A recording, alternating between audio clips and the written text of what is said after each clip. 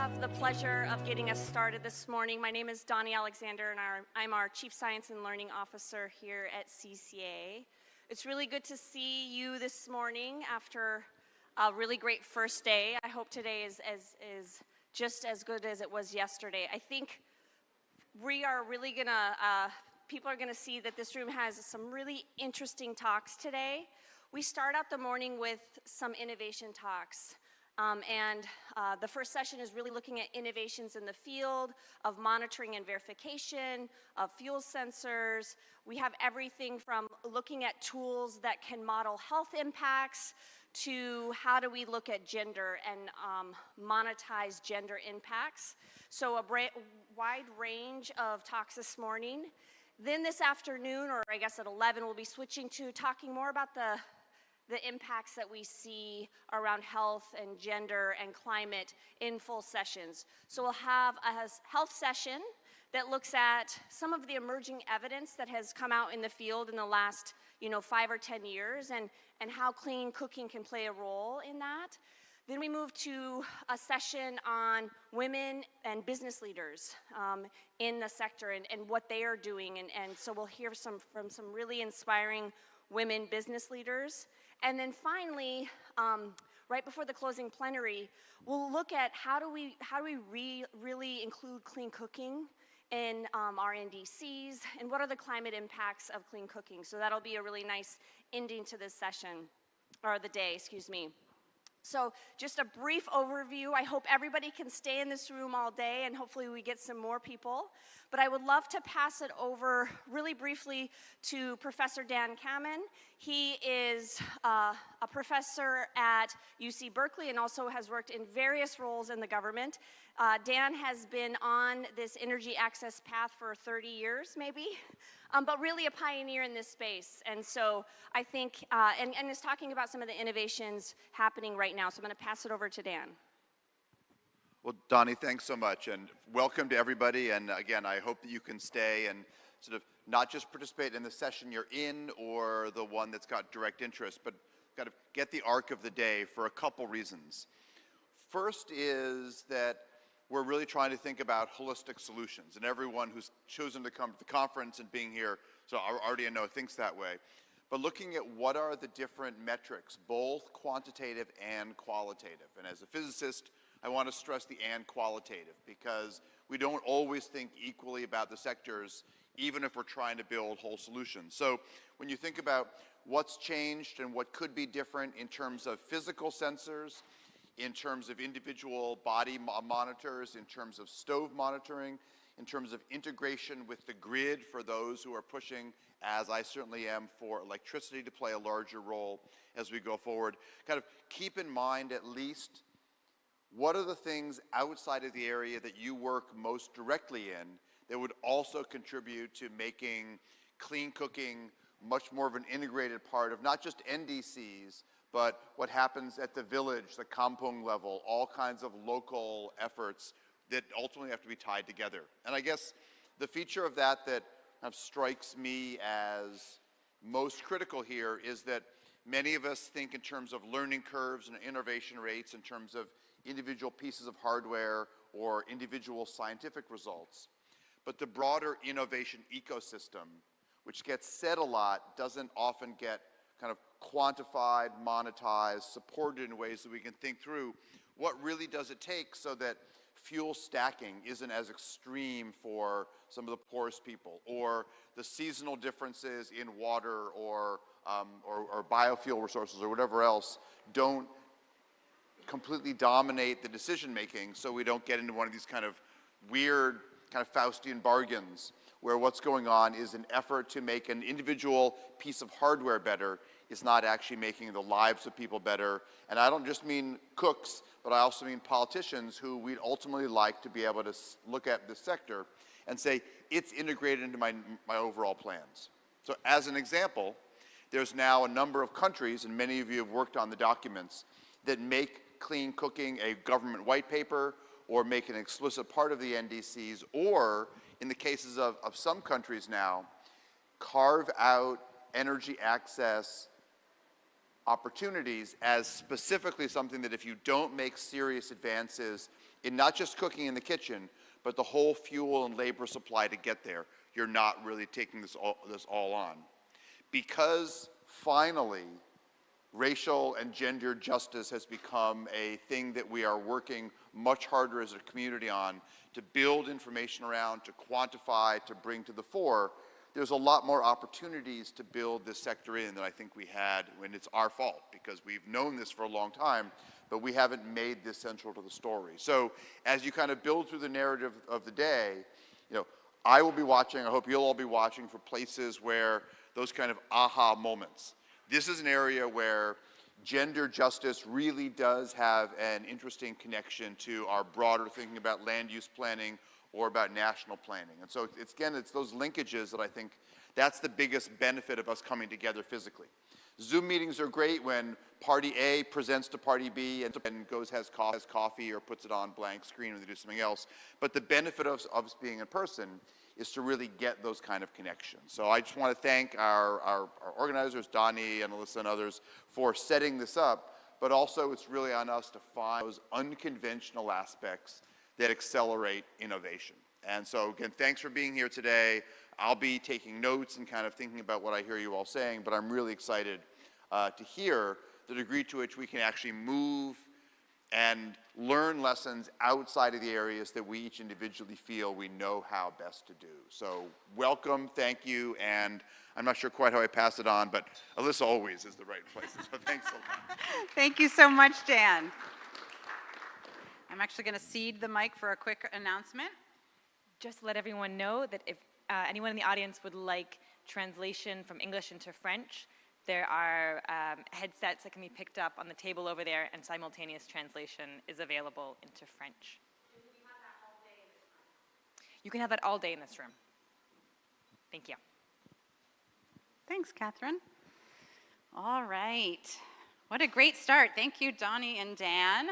I am so excited to be here today.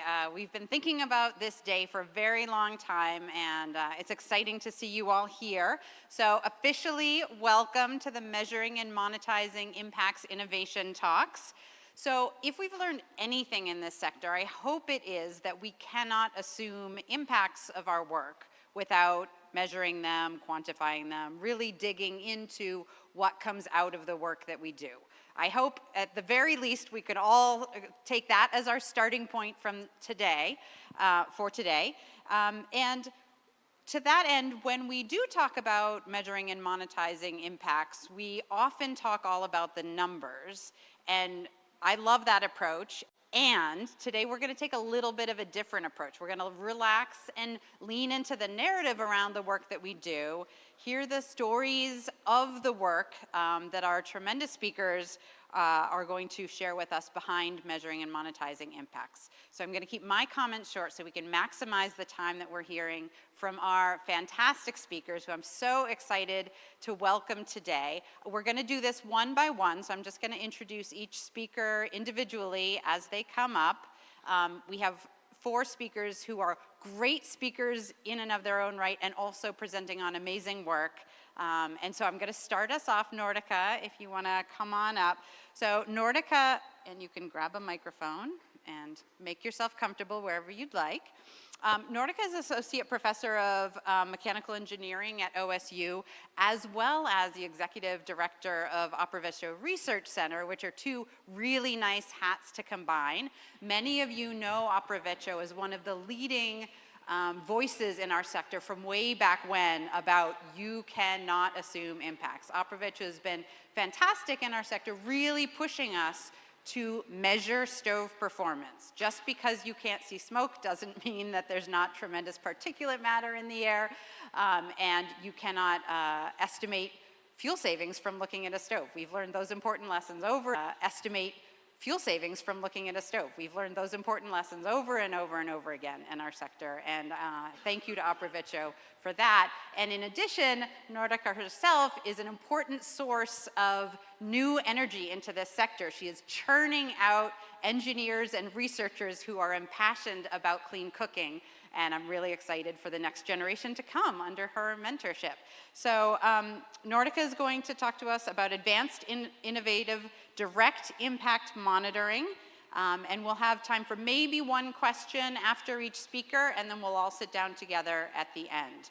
And with that, I turn it over to you, Nordica. Thank you. Wow, thank you so much for that very nice introduction, Alyssa. I'm super excited to be here, and thank you for having me.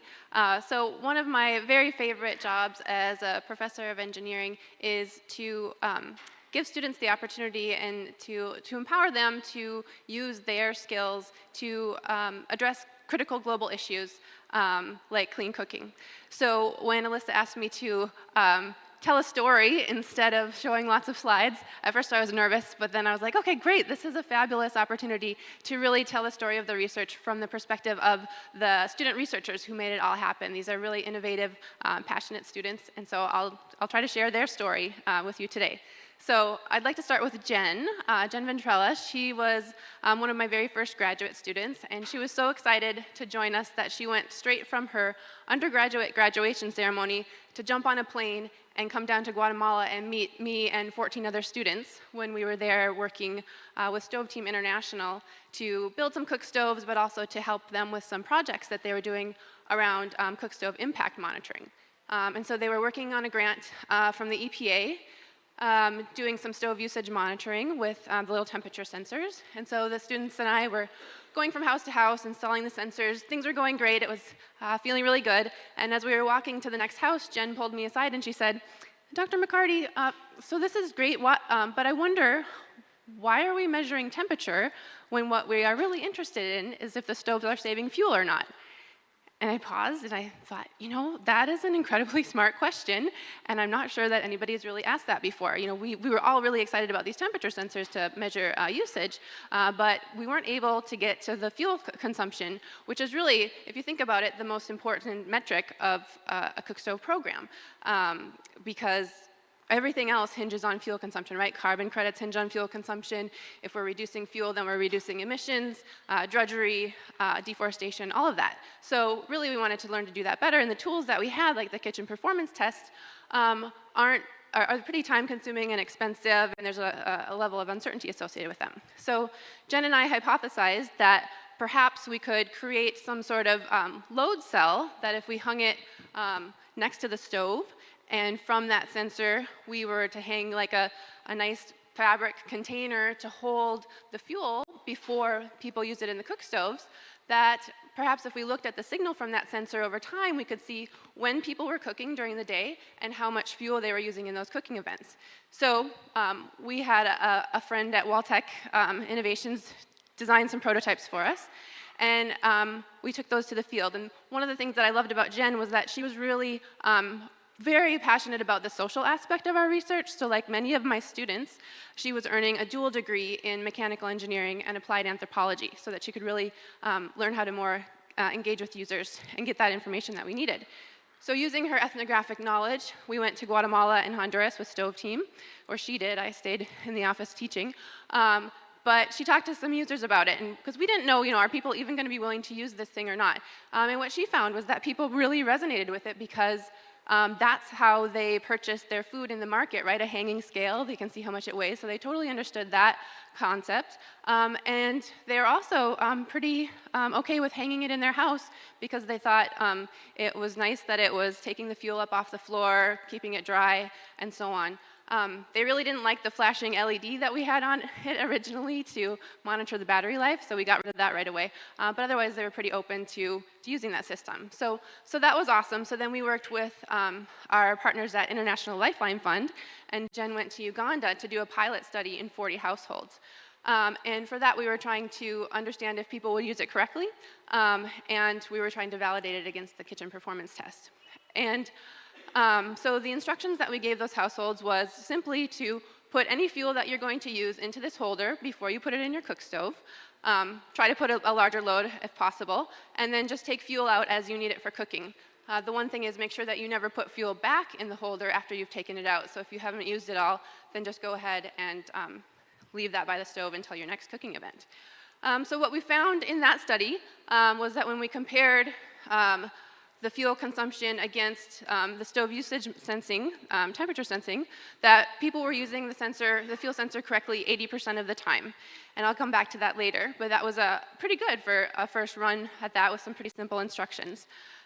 We also found that we could measure stove stacking and different fuels if we were to provide multiple sensors and wanted to disaggregate the information in that way. And then we also did the validation against the KPT, both in Uganda and Burkina Faso and a couple other places with several different fuels. And we found pretty much an 80% agreement between the fuel sensor and the KPT. What was interesting, though, was that we didn't know which one was correct, because just like with the KPT, it's possible that fuel was measured that didn't get burned, or vice versa, they burned fuel that wasn't measured. So 80% agreement seemed pretty good for us, and so we went forward with that, and it was a great master's thesis for Jen, and then she went on to her next adventure.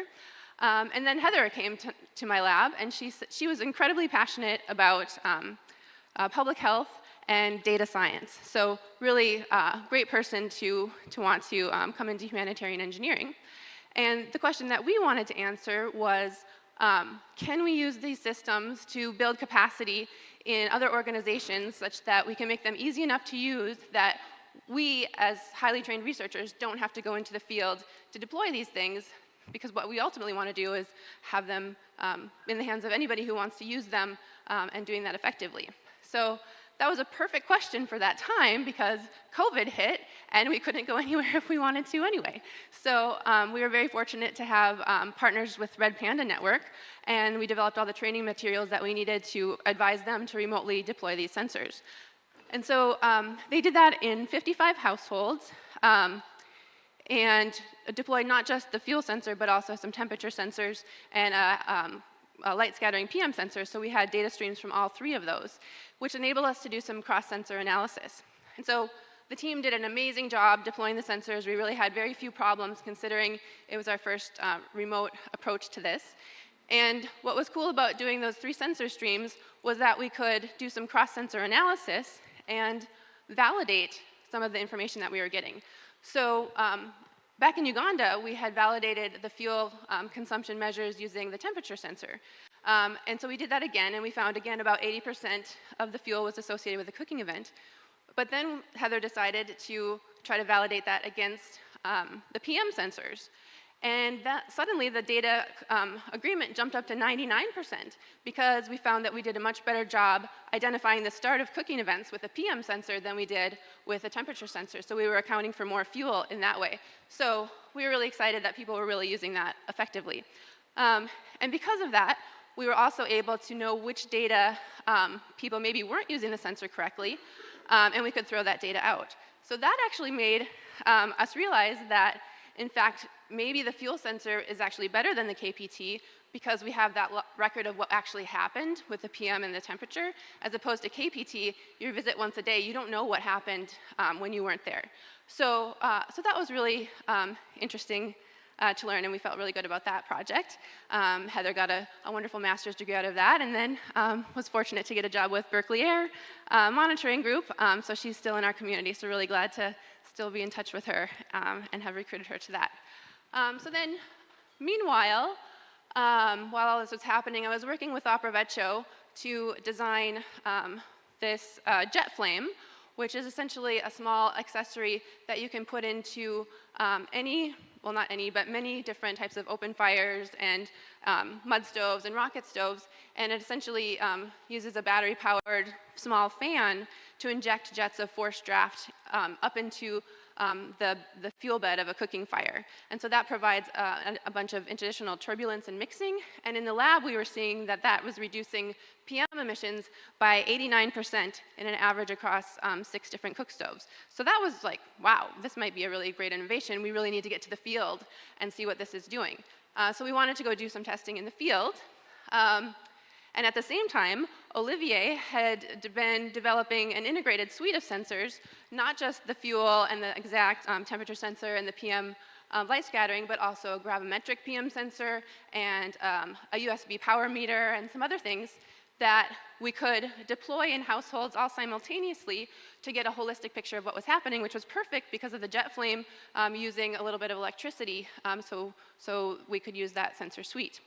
And so then, knock, knock, knock, on my door came Grant Ross, who's currently my student, and he had actually, he was in the Peace Corps in Sierra Leone, but he had to come back because of COVID. He got kicked out of the country. And he really wanted to get a degree, a master's degree, so that he could go back to Africa as soon as possible and work in global development, because he's just completely passionate about working in Africa and wants to do nothing else. So, wow, that is a perfect student to work with me right now, especially because Sequest Capital had invited us to come do this study with them in Malawi to test and see what was happening with the jet flame. So Grant, trooper that he is, was taking classes remotely while he was in Malawi collecting data with these sensors, and did a really great job. We found that with the sensors, we identified that the jet flame and the stove saved about 25% of fuel, reduced PM by about 60% in households that were using it, and saved about 30% of cooking time. So the cooking time was really an exciting piece to learn because that's something that's so valued by the cooks. So that was great. Grant's now working on finishing up the data analytics platform that integrates all of these things together. And he'll graduate in March. If anybody wants to hire him and keep him in clean cooking in Africa, that'd be great. I'm sure he'll appreciate that plug. So where does that leave us today? Well, we've developed this suite of sensors that can give us a better picture of what's happening than we ever have had before. It's been validated against standard methods. We know that people like to use it. We know that it's easy for projects to deploy themselves without necessarily us having to go visit. And I'm just really super excited that this kind of information can give us a much better understanding of how and why and when people are using the interventions that we provide them. And that data, those data can help us to get results-based financing and improve better, make better designs, because if something is going great, that's good to know, but if something isn't going the way that we expect, which is happens very frequently, then we need to know that and we can take corrective action. So I'm really excited about the possibilities of the sensors to help us to do that. And so I just wanted to thank all of the organizations that helped us to collect these data. Many of you are here today, and we couldn't have done it without you.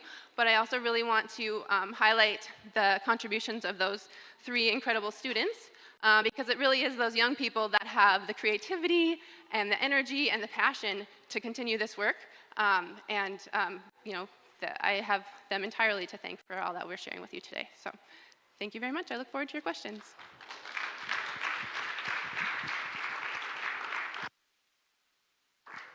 Thank you so much, Nordica. We have time for one question. If anyone wants to ask Nordica a question straight off, go ahead, Matthias. Yeah. No, hold on. One's coming.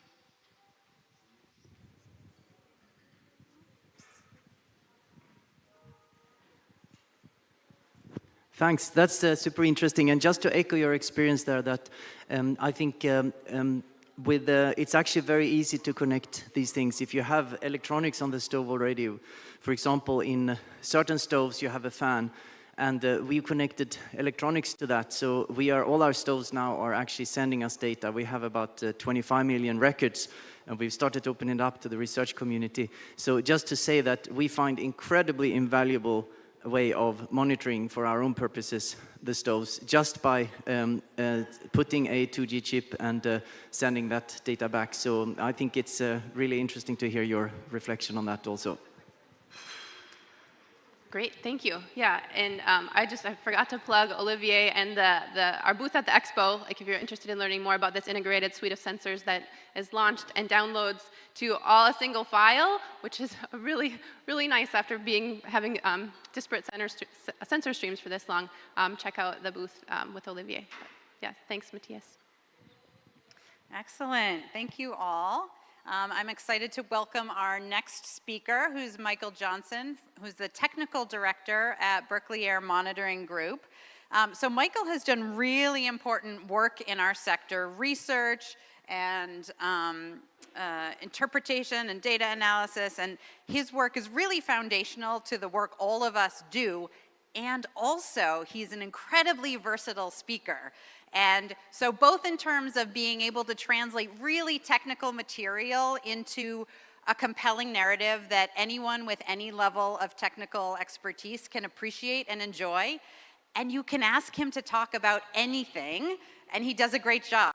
So, no pressure, Michael. So I think Michael will be very quick to tell you that he's not presenting his own work today. He's presenting the work of Ajay Pilarsetti, who's an important, very important part of our community.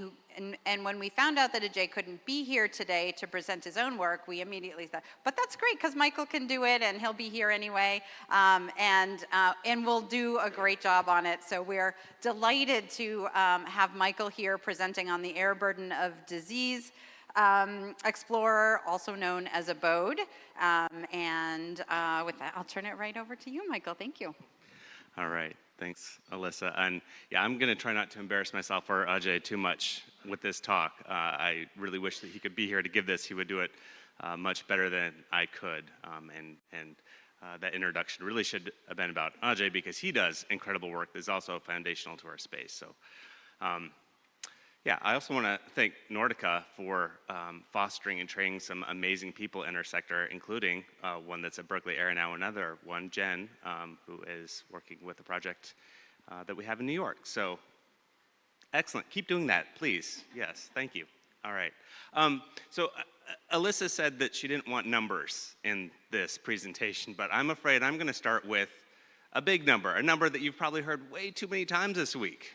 And that is 2.3 million premature deaths are associated with exposure to HAP every year.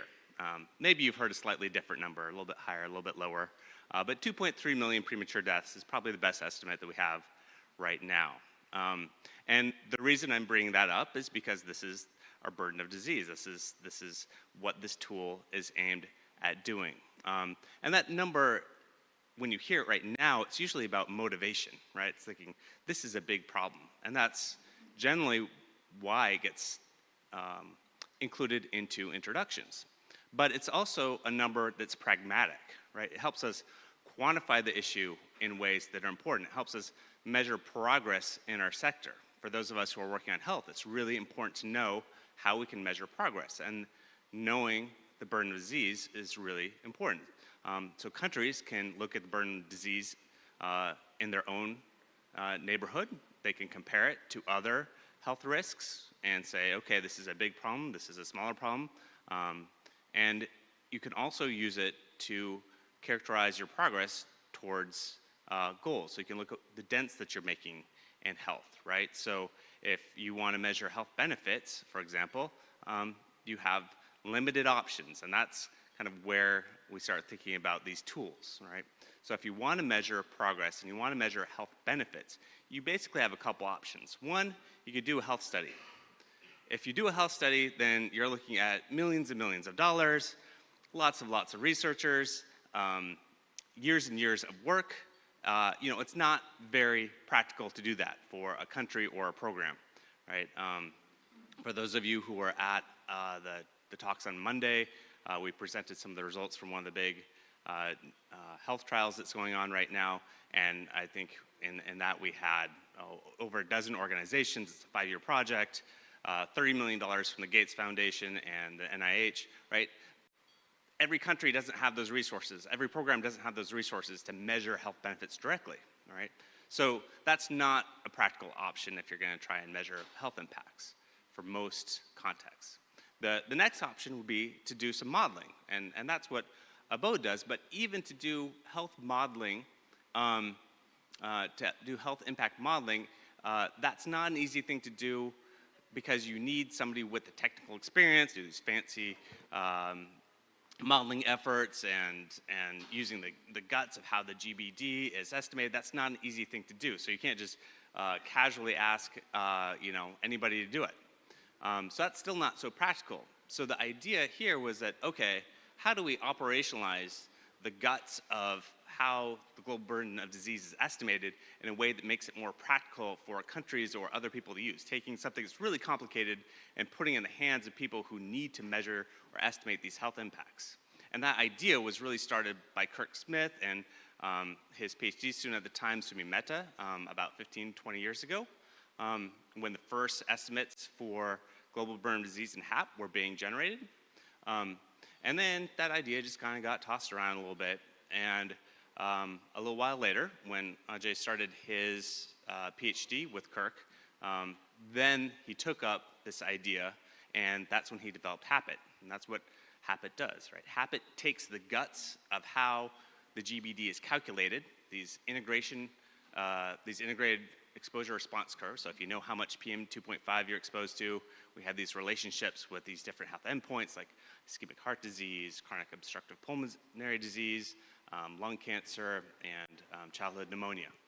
And so you can look at those relationships and say, okay, well, if you have an exposure difference, if you're reducing exposure by a certain amount, you're going to get this much health benefit. And that's a big thing, because now we don't have to go do a big health study. You don't need a PhD in biostatistics to develop some fancy model. Now you have this nice online platform where you have relatively simple inputs.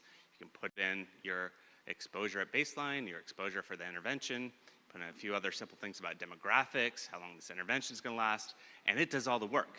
It does churns and churns and spits out a number, says this is going to be your averted disability-adjusted life years, your averted ill health and averted deaths. So now you have this tool that's a really powerful way to estimate health impacts, right?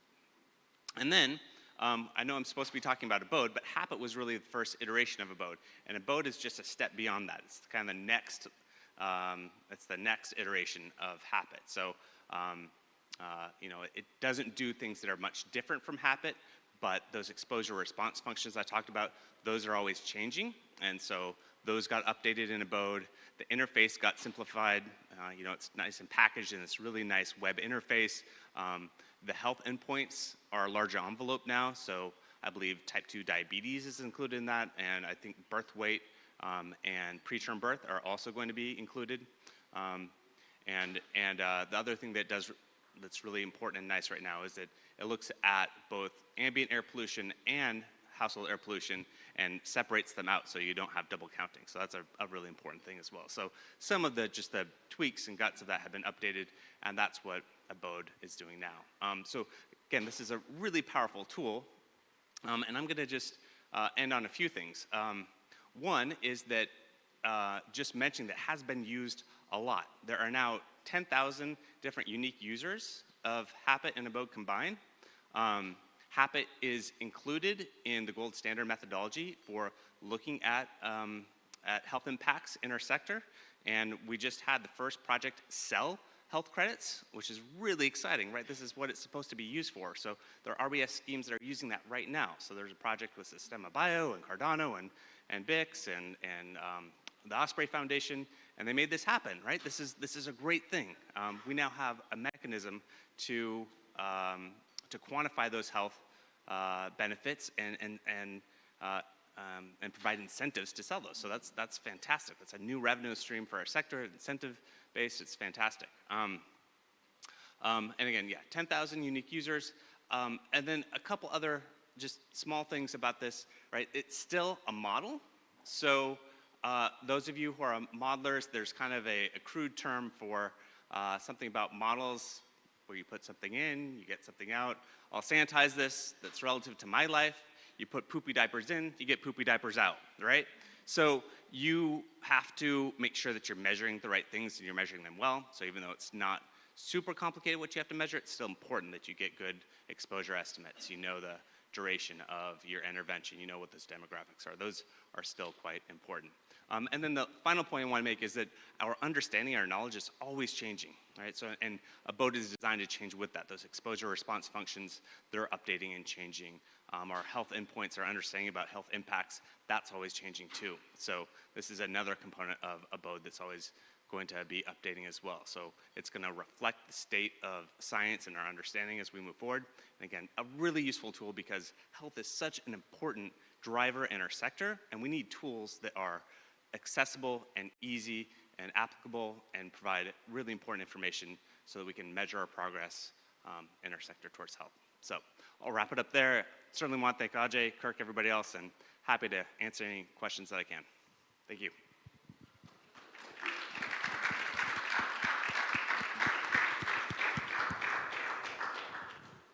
Thank you so much, Michael. We again have time for one question. If anyone has an immediate question that they want to ask Michael, otherwise we'll have a little extra time at the end. Why Dana?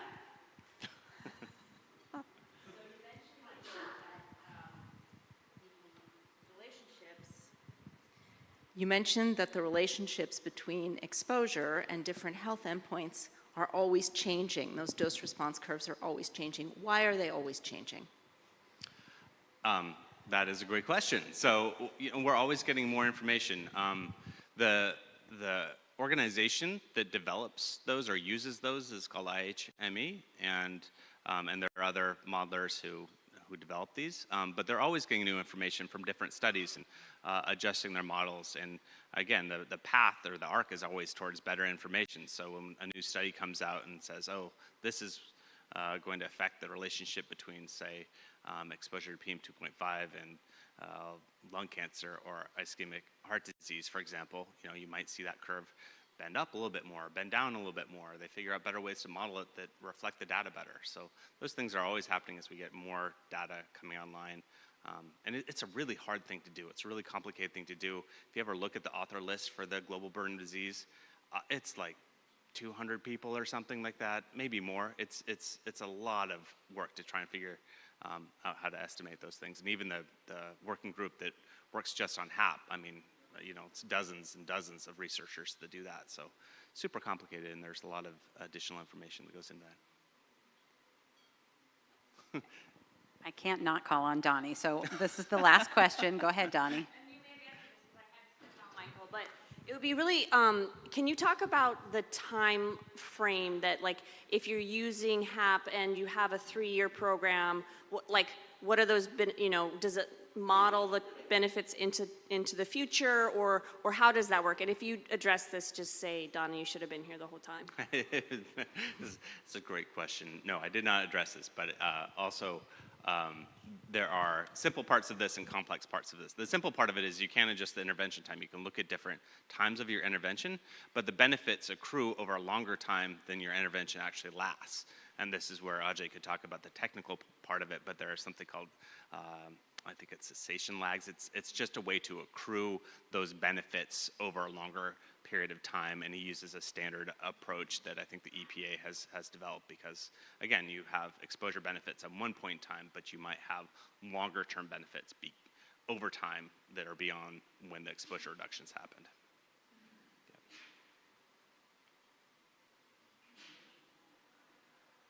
Great, thank you. All right, thank you, Michael.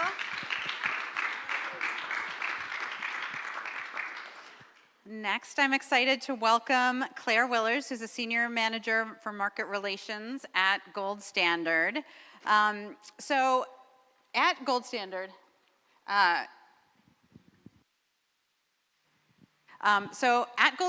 Claire works on bridging the gap between the technical team at Gold Standard and the work on the ground in markets. I think many of you know that Gold Standard has deep and valuable expertise in our sector and has really been at the forefront of helping us all measure and monetize impacts. And as you heard, both for the voluntary carbon market, but also for the really important co-benefits that are going to take our work to the next step. You just heard about the health credits that are based on abode. We're really excited about the work that Gold Standard is doing, and excited that Claire has recently transitioned into a more external-facing role at Gold Standard, so we'll get to see her more often at these events. Claire, over to you. Thank you so much. What a great introduction. And thank you so much for having me here. I feel honored and humbled to be on this panel with these esteemed speakers that are doing so much good work in the market.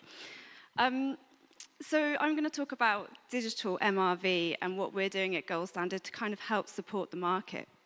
So in order for us to meet the Paris Agreement or the Paris target of 1.5 degrees, carbon markets need to be 10 times easier in terms of user efficiency, in terms of quantifying impact and monitoring that impact. They need to be 10 times faster, and we need to be 10 times faster as a standard to develop the right mechanisms to put in place, to give access to the right people, and to deploy these on the ground. And we also need to be 10 times better at mobilizing this finance and mobilizing the resources we have available for climate action. So in order to do all that at that scale, we really need to look at how we can transform digitally. And we have to think about how we do this with credibility, and we have to do this with assurance. So transformation is a really key part of this. And so taking that in mind, we're looking at how at Gold Standard we can create these types of initiatives working with our partners. So we're working on a number of different things. We're working on new methodology development. And so this is multifaceted across different areas. And so we've got methodologies that already exist. We understand that we need to look at those methodologies. We can simplify those methodologies. We can improve those methodologies. For any new methodologies, we're working now more with these guys that are working on the ground and the science that's there to really think about how we can bring in those parameters and those standardized values and figures and default values in order to kind of in order to improve and improve the monitoring things. And then what else are we doing? We're looking at how to, sorry, I'm just going to look at my notes. Oh, I know, right? I'm so sorry. We're looking at, yeah. Thank you. We're looking at alternative monitoring approaches. And so we're looking at how we can, sorry, I'm going to take my notes. So we're looking at how to enable more optionality for monitoring, reporting, and verification. We're looking at, so we've got clean cook stoves, sorry. We're looking at how, so we have a number of different methodologies in place, and I'm really sorry.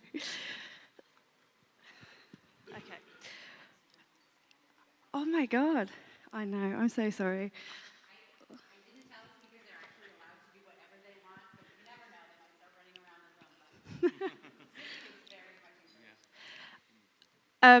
So we've got alternative monitoring solutions. So this means that we're looking at how to enable more optionality into monitoring, reporting, and verification. So if we look at this from a clean cook stove perspective, we've got remote sensors. So we've put in place options to put remote sensors into all of our cook stove methodologies in order to monitor the usage. We're also looking at, as you said, impact and health impacts. So we're working with the Berkeley Monitoring Air Group and others to look at how we can, oh God, I've lost my thing. How we can, oh my God, I've totally lost. We're looking at metered measures and energy cooking devices, new approaches to quantify, new approach to quantify GHG impact through direct and real-time measurement of energy and fuel. So this is a, I'm sorry, I'm going to have to take a glass of water. No, this is. Yeah, so we're looking at different methodologies. Thank you very much. Metered, measured, and energy cooking devices. So we're looking at new approach for quantifying GHG impact through direct real-time measurement of energy and fuel. We're using, the aim of this methodology is to use the data capabilities and energy cooking devices to really kind of, I can't even think. Thanks.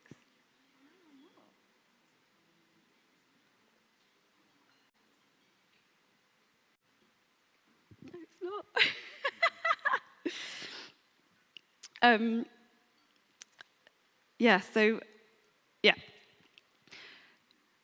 Yeah, we're working in mix. So metered energy cooking devices, new approaches to quantify GHG impact through direct and real-time measurement of energy and fuel. The aim of use is to use data capabilities in modern technologies to kind of really reduce the burden of MRVs. So well, it would help project developers. So instead of like using a traditional method whereby project developers go out into the field, they have to monitor by sampling, they have to look at to go and visit multiple different families in the field and pull out that data. They can bring that back. And so it takes time, it takes resources to do that. So with this approach, with this direct and real management of methodologies, you can pull that data in real time, it's automatic, it saves those costs, it saves that burden, it increases the assurance of those figures, and it means that like finance can be driven into those different impacts. So we're doing lots in terms of methodology development. We're using science-based led approaches to really standardize how we measure those impacts. And we're doing a lot in terms of health benefits. So we've got our traditional emission reduction methodologies, but we're also looking at how, so we developed a number of different methodologies a number of years ago to quantify the impact of health, to quantify the impact of gender responsiveness, to quantify the impact of black carbon, so short-lived climate pollutants. These were developed, as I said, years ago. Since then, science has really and academic research has really, there's been a lot more published. CCA have published a lot of stuff on it. Berkeley Air Monitoring Group has published a lot of stuff on it. And so we are able to use that information to build in a simpler and better way to develop those methodologies. And we're working on that with everyone in the market.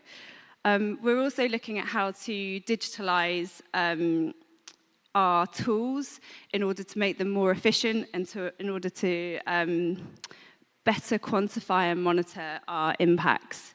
And so a good example of this is with our digitizing our SDG impact tool. And so we released the SDG impact tool at the end of last year, and it's a way in which projects is a way in which we standardize the approach to quantifying impact, and it's a way to make it easier for projects on the ground to quantify that impact and measure that impact and report on that impact. And so what we're doing at the moment is we've commissioned a development agency, and they're working on how to digitalize that tool. And so with this, it's really exciting. So I get excited about this tool because once we digitalize it, it'll be a lot simpler for projects or for users to upload their information. Because it's online, it'll be able to connect with our standards workflow. It will then be able to connect with our standards workflow, and then it will be able to like link with our online applications, such as our registry. So that's all really exciting. So we'll be able to do that simpler on the front end. But what's more exciting is what happens on the back end of that. So it will help projects, you'll be able to extract the data that's incorporated into this tool. So for projects, you'll be able to extract that data to differentiate your project and what you're doing. You can amalgamate that and differentiate your organization and what impact you're having on the ground. It can be used by governments and other organizations. So it can be used by governments to track their progress towards their NDCs. Or their target objectives. It can be used by investors to track where their money's gone and what they've invested in. So and it can be done in a way that's compelling and pull through market data. So it's a really exciting tool in terms of progressing the market in terms of that. And the last thing we're kind of doing, and so we're working with money that we receive from the Google.org, so the charity arm of Google. And so we're working with the IOTA Foundation and with Carbon Check to convene a number of digital working groups. So we're really pulling on the market and expertise to come in and to talk through some different areas that need to be worked through. So it's looking at kind of how we can improve carbon markets from a supply side, how we can improve carbon markets from a demand side, and how we can how we can work on the interoperability, so how these different ecosystems exchange with each other. And so there's 3 kind of working groups that we have. So we have a digital MRV, which the Clean Cooks Over Alliance is part of, so inputting into that, Donnie. We're working with digital assets for climate impact, so we're looking at how we can use DLTs or how we could leverage data technology to kind of to help support projects on the ground, but in a way that avoids perverse incentives, avoids things like double claiming, double counting, or avoids risks against integrity. So there's a group working on how that could be made possible. We're also working on digital infrastructure, so how these ecosystems will work together and how it's going to plug in with each other. So this is all work, it's all at early stages, so phase 1. And we're working it through how this is going to work, but the outputs for that will be published, I think it's beginning of next year, so H1 of next year. The last bit, and then I'll hand over and sit in my chair and shut up, it's important to note. So it's really important, we need to digitalize, that's obvious, this needs to happen.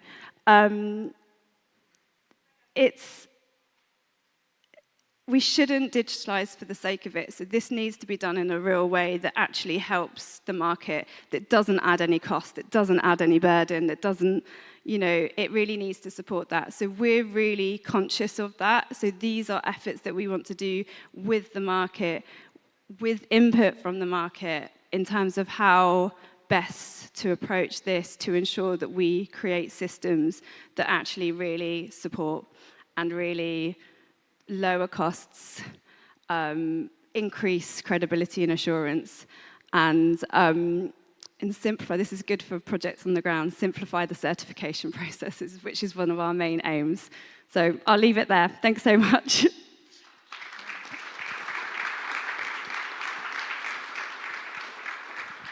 Thank you so much, Claire. Among all of the many important implications of this work that Claire mentioned, I want to just echo one point that she made about reducing the burden of MRV, especially for LMIC countries who are interested in using clean cooking to achieve climate goals.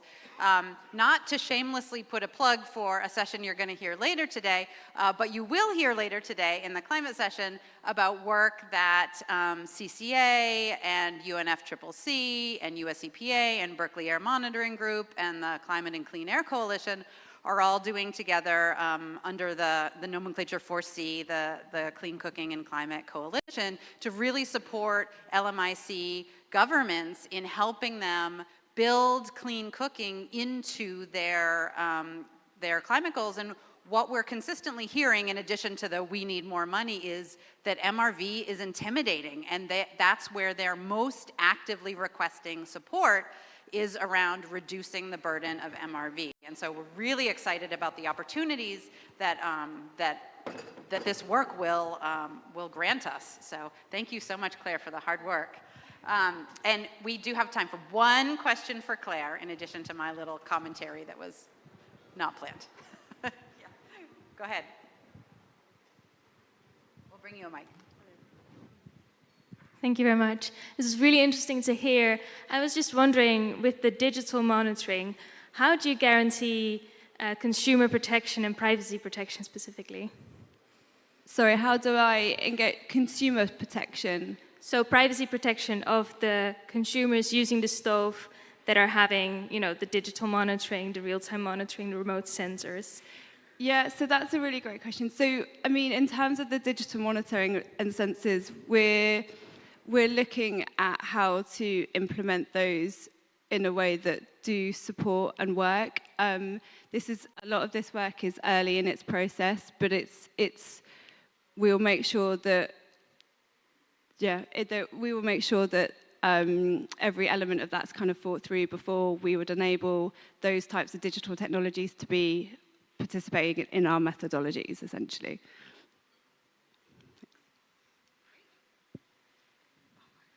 Excellent, thank you. I am excited to welcome up to the stage our final speaker for today, Brendu Patanayak, who's the Oak Professor of Environment and Energy Policy at Duke University. He also started SETI, which is the Sustainable Energy Transitions Initiative, has done really important research and work in our sector. We lean on Brendu a lot at CCA, including for his research, but also because he's churning out fantastic high-quality evidence and impact staff for Donnie and me at CCA.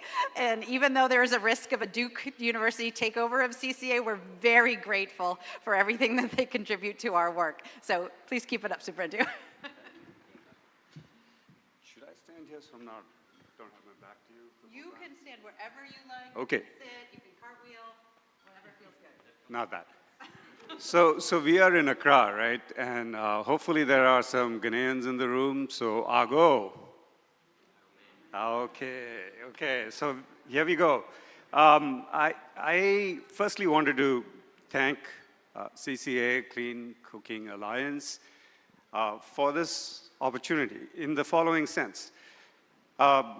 We've talked about this idea of a no-do gap. There's all kinds of incredible activity that you guys are doing out there, okay? The policymakers, the policy-adjacent people, the practitioners, you're doing fantastic stuff. And there's a minuscule of stuff that us researchers and scholars know about. And sometimes what we know is not what you want to know to improve your practice. And sometimes what you are doing, there's very little knowledge base to that. And I really admire the forum for forcing these conversations, encouraging these conversations.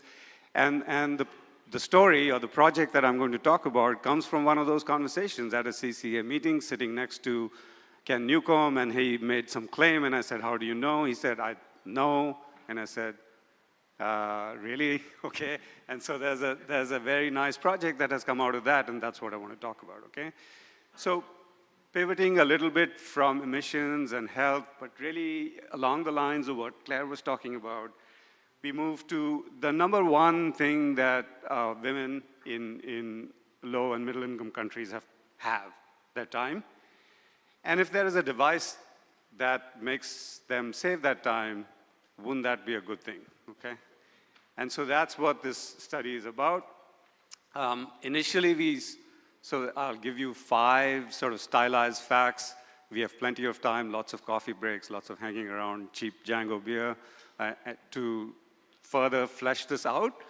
So the first point is that a small group of us combed through all the publications which link the words gender, energy, and health, or gender and energy. And there were sort of 2 things that stuck out. So the first is you might think that psychological power, political power, socioeconomic power affects the kinds of energy and clean cooking technologies that people can acquire. Okay, if women are elected heads of organizations, they want things which are women-centric. If they have more money, they can afford to buy things. Okay, so when we look through all the literature, we find really a handful of studies that have demonstrated that this is actually happening, even though it seems obvious, yeah? Sorry, researchers try to prove like things that may seem obvious. Sometimes we contradict what's there, but sometimes we just confirm what you've always wanted to know, right? So the second stream of work that we tried to do was to show if you have clean cooking, does it have outcomes that are especially beneficial for women, okay? And we find that, okay, now there are a few more studies, maybe 10 or 12. They're mostly in cooking, and you do see some results, okay? So given that sobering fact that this review that we've done now over 6 years or 3 years, keep adding papers and learning, and eventually it'll get published, is that maybe we should be filling this gap. So the second thing that we've done, and thank you to the World Bank and others who've helped collect this multi-tier framework data set in the energy sector, is looked across 25,000 households in 6 countries, okay? So we have Cambodia, Myanmar, Nepal in Asia. We have I'm going to get this wrong, Rwanda, Ethiopia, and Malawi or Tanzania, I'm forgetting. Sorry? Kenya. No, Kenya data is not analyzed yet. So we look across these countries and 25,000 households, and we pick up two patterns in two studies. One of them is published, one of them is almost published. The first is there are ways to characterize women's agency, their aspirations. So if you use data on their education levels, you use data on whether they have a bank account, if you use data on whether they are working outside of the home and their aspirations, you can create sort of an index of empowerment. And that sense of empowerment explains whether they are cooking with clean technologies and whether they have access to electricity, okay? So there is some evidence of this one direction from empowerment to energy access and to clean cooking. The second thing that we've detected and found through mining through this data set is when they have clean cook stoves, they save time, okay? So this is early data that there's about a 30-minute to a 60-minute savings, and thanks to Sequest for sort of helping us sort of get us, firstly they made the statement and we were like, really? And then we proved what they were stating, okay? So that's one of the findings that we found. The third thing we've done is, of course, having all these conversations with CCA and Sequest is, can we do this more rigorously? And so in some fit of madness, we proposed to do this in 4 countries in one summer, okay? So coming up from the south, Malawi, Zambia, Tanzania, and Kenya, as of 2 days ago, 4,400 surveys were completed, and they've just been uploaded. And what is the point of these surveys? We have a study that is out to try to answer 3 questions. Do women save time when they get access to a technology that uses less firewood or any sort of biomass? 2, what is the value of that time? Those of us who are white collars, mostly professionals, there is sort of an implicit price on our time. We could, you don't show up for work and, it's going to have some implications for how much you earn.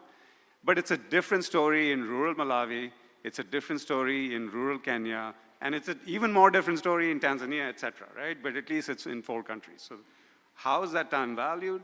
And then lastly, does women's agency change in response to this, or does women's agency change the outcome that you see?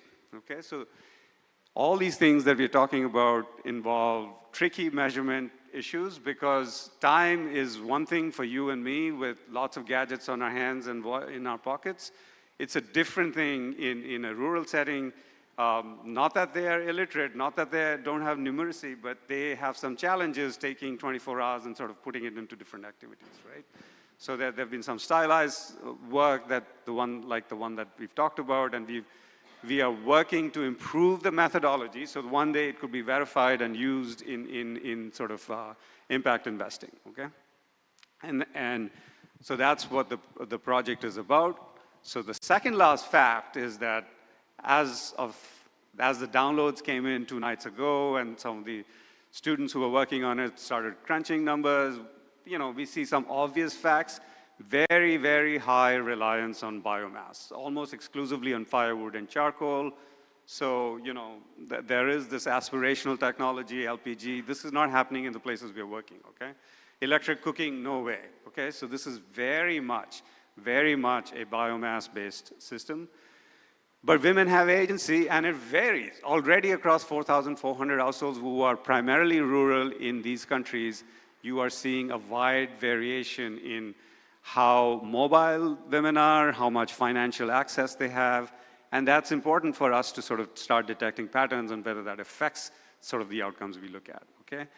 We are also seeing very simple sort of kinds of results. We are seeing that in places that have typically where people collect their firewood, don't purchase it, the level of income makes a difference. So Zambian women would, when given the option to have a home delivery of firewood, remember, you're trying to get a time valuation. You can go walk 60 minutes, 2 hours, and bring this bundle home, or someone is offering to bring it to your house. At what price will you say it's not worth it, right? That's what we're trying to back out. So we find that that answer already is starting to be different in Zambia compared to Malawi. Those are the two data sets that have been somewhat processed. Okay, so I can't really say much more than that. This is, as I said, 48 hours ago. I have no idea what's in 4,400 observations. If we will, next year, there'll be much more precise numbers. And then lastly, what does this mean for the kinds of work that Claire and Vera and others and Sequest is doing, okay?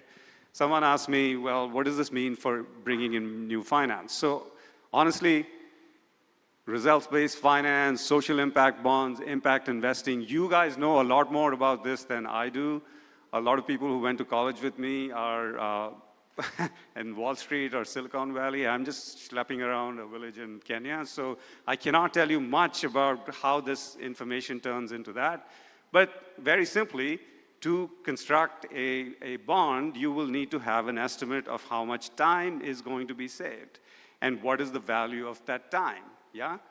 So that is what we are generating, and thankfully, this is a fantastic example of what the forum allows us to do.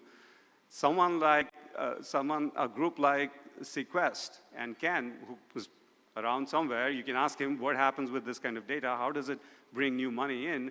They're putting out a bond eventually on something like this, and this is genuinely exciting. There is new money in this sector that has been aching for money because there are all kinds of good reasons to be working on clean cooking. You get the global result that I know Michael will tell us we still have to measure more things, but you could get radiative forcing going down. You get the environmental results, whether that's biodiversity or local environment. You get the household result because of health and women's times, right? So there's no question that more finance needs to flow into this. How is it going to come?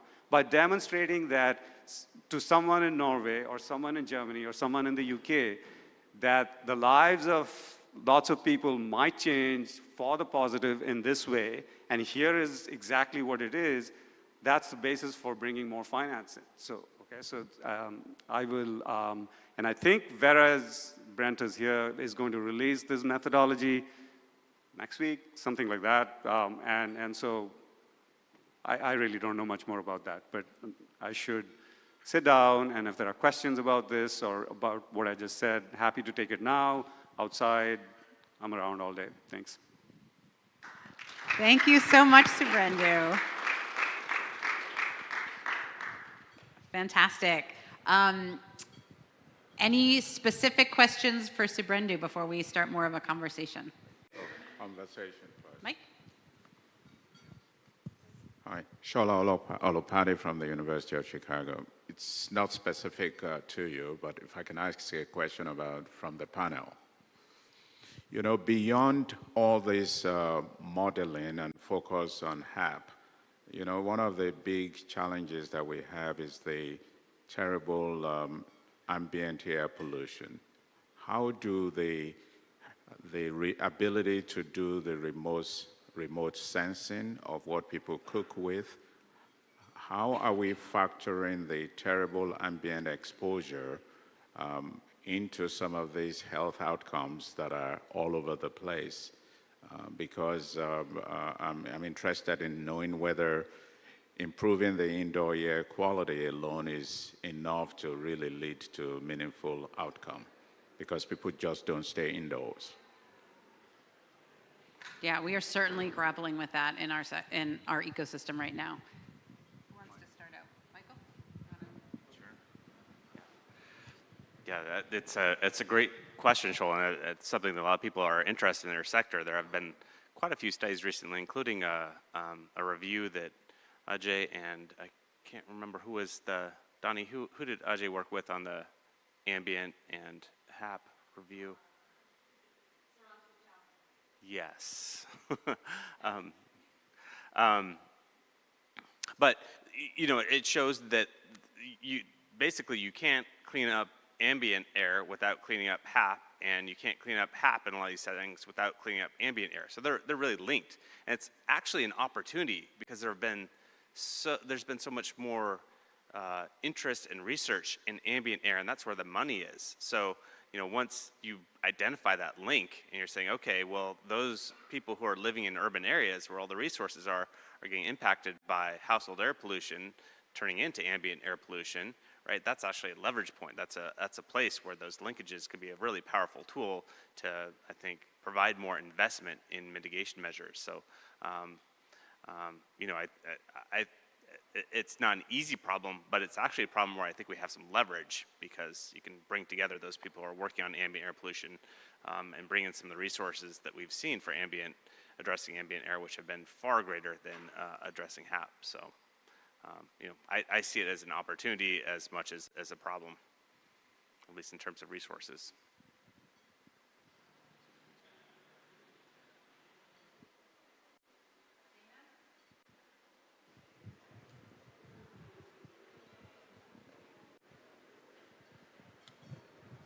Thank you. I have a question for you, Brendu. When you're asking women to to tell you how much they would pay to have someone take over the job of collecting firewood for them, how do you deal with the fact that their horizons may be limited by the fact that they themselves have few resources and perhaps don't aren't very engaged in a cash economy? Yeah, so I'm trying to avoid the professorial answer here. So we've been at this for 30 years, and we've been using this kind of methodology so the whole idea of asking about things that the market is not giving you a clear signal for has been around for a long time, because there's all kinds of things that are happening in the world. Icebergs are going into the ocean and species are disappearing, but we care. But the job of some of the scientists is to figure out how much do you care and what would you actually pay, right? So this whole methodology is very much to anchor the answer to something that they're already doing, okay? So it's not just a hypothetical answer and you just, oh, I would pay the moon, yes. So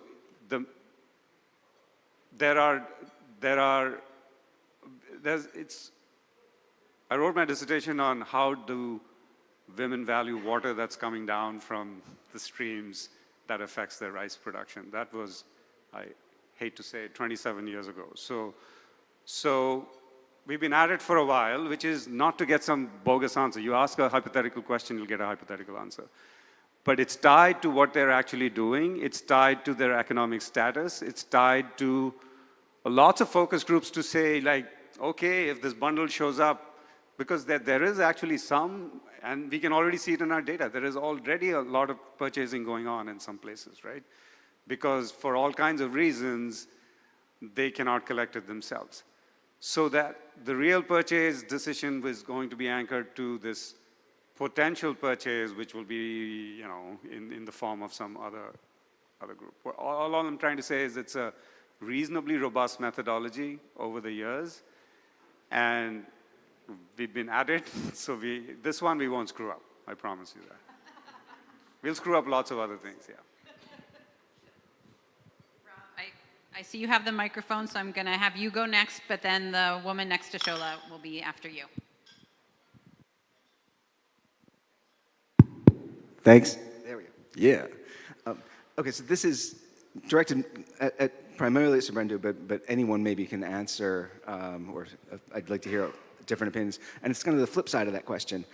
It's great to go out and actually demonstrate that there's time savings, that there's a there with a fleet of highly trained enumerators and a survey instrument that I'm sure you went through like a dozen iterations of.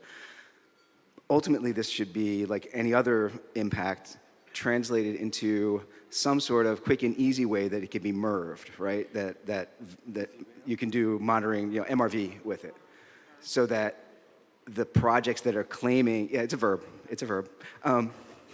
The projects that are claiming these credits have a simple, quick, and easy way to demo it.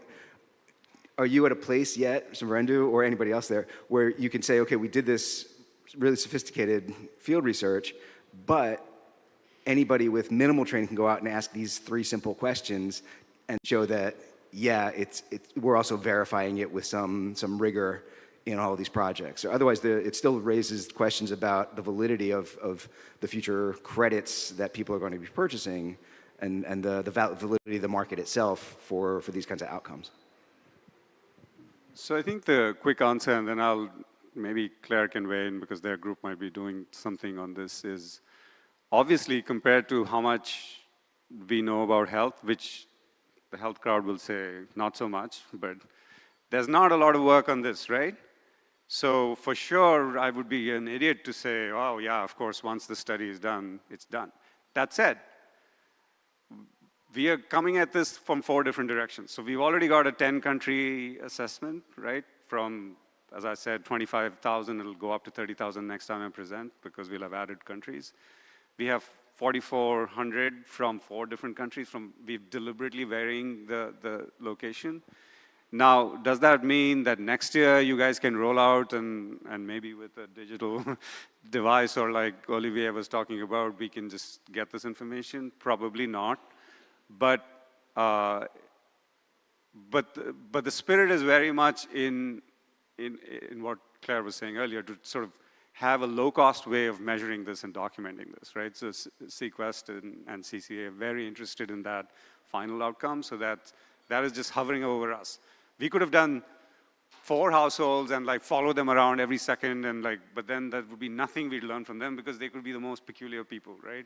But hopefully we've avoided that, right? But I don't know if you guys are doing time savings in your, yeah. I think, you know, the Berkeley Air crowd is also getting into that. Yes, of course. I think people at the back.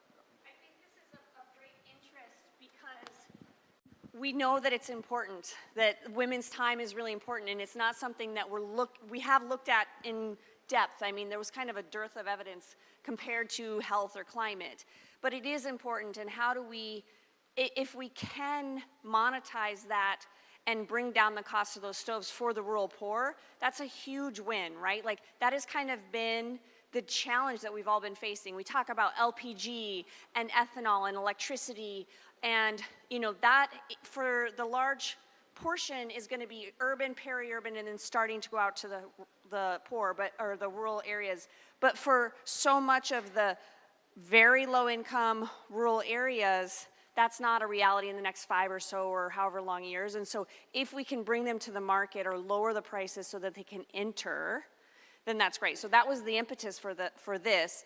Now, like he said, how long it'll take to really have a strong methodology that we can stand behind and maybe have some digitization so there's some transparency in what is actually saved. Who knows? Vera does have a methodology that's coming out that looks at time savings and is including that too. So we'll see, you know, if there are buyers for that. Hi, I'm Sarah Merscheid. I work for 60 Decibels. I also have a question for Superintendent. I think this is really interesting, and it's great to see to understand at what sort of price point women are willing to sort of pay, right, to not be collecting this firewood and then have this time savings. But I think my question, sort of from a social impact perspective, has more to do with understanding than what women are doing with that saved time. And so I'm curious if you have any like indications or anything you're seeing that might suggest sort of essentially what are they doing now that their time's free? Because I think if the answer is they're just doing other drudgery chores or they're working on more house, like it addresses part of a problem, but still maybe isn't getting at, you know, the full sort of spectrum of women's empowerment goals. So just kind of curious to hear what you might be seeing there.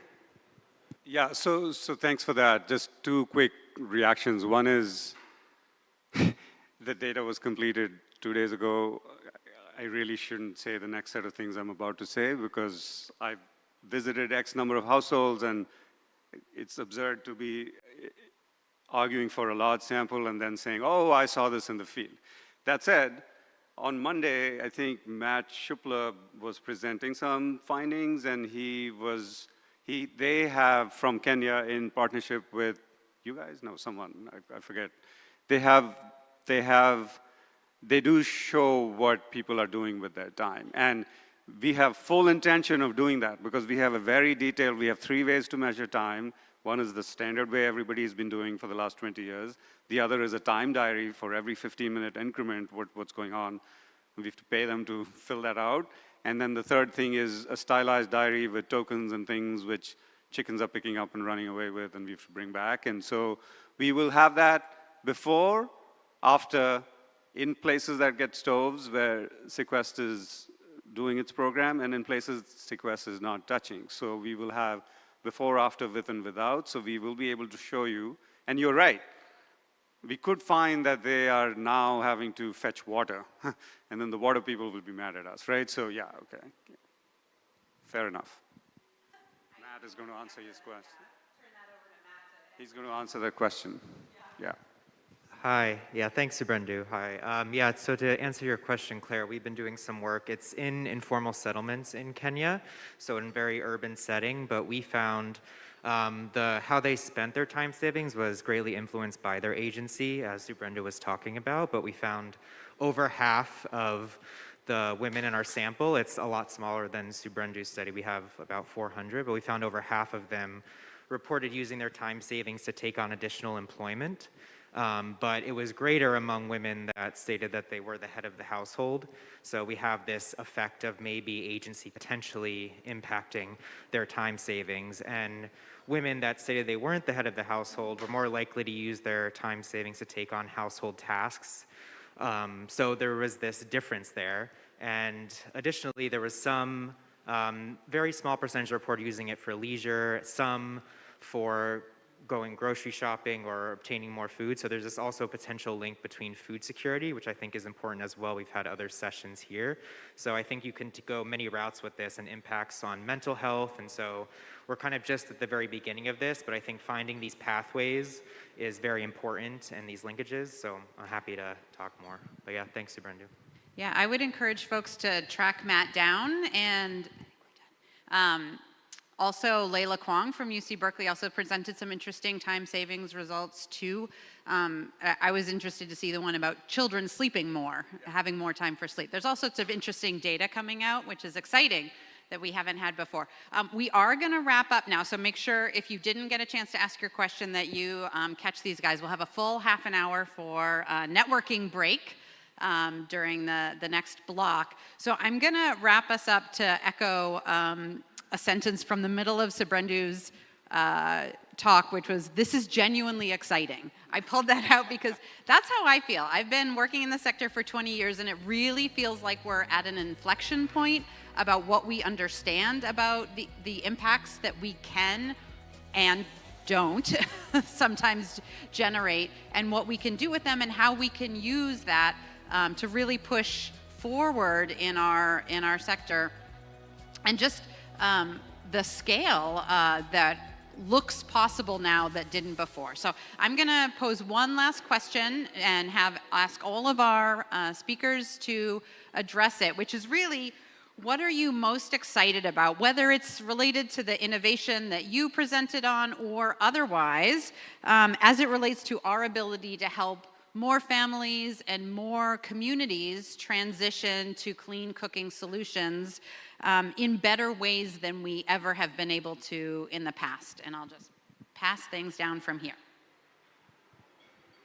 Thanks, sure. Yeah, so I think I'm mostly excited about the capacity building in the fact that all these tools that we've developed are now accessible, not just to us, but to everybody in this room and at this conference and beyond, right? So, you know, at Opera Vecchio, I've been working for 20 years to design tools and training materials to make sure that better stove designs can be made in the field where the cooking is happening, and the evaluation can happen in the field where the cooking is happening. And so these tools are for Agnes in Kampala, and Augustin in Kinshasa, and Gloria in Accra, and now they're accessible and available. And last night I was actually watching TV, and there's this local program about innovations from Africa that were going as finalists in the Earthshot program. And they said that there's 1 billion young people who are under 35 in Africa alone. So they're the people who need these tools and can make the real difference that we need to change, to slow climate change and achieve all these things that we want to. So. Right, yeah, Thanks, Norka. It seems like every so often there is a point where there's maybe renewed interest or opportunity in household energy, and I think right now the opportunity is coming from climate finance. I feel like the world's finally getting serious with the Paris Agreement, and this is, I think I saw a tweet from, I don't know, maybe it was the Clean Cooking Alliance or something about the amount of investment that's needed. It's like $8 billion a year or something like that. It sounds like a big number. It's actually not that big when you think about the global economy, and I think it's like $53 trillion a year or something like that. So the investment isn't that big compared to the resources that are out in the world, and climate finance, I think, provides that opportunity to address some of that funding gap.